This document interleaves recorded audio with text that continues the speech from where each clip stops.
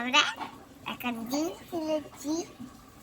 কিসের ডিম? পিকনিকের পিকনিক করার জন্য মাংস ডিম কতগুলো ডিম ফেলেছি আমরা।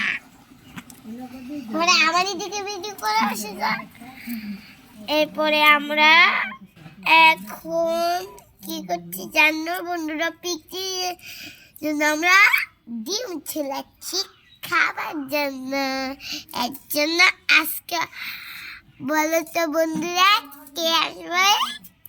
আলপনানু। এর জন্য এর জন্য আমরা মজা করে খাবো, কিন্তু আমার বাবা খালাম আসবে না। জানো কেন বন্ধুরা? আমার বাবা খালাম তো শেষে বাড়ি, এর জন্য আসতে পারবে না বন্ধুরা। আমরা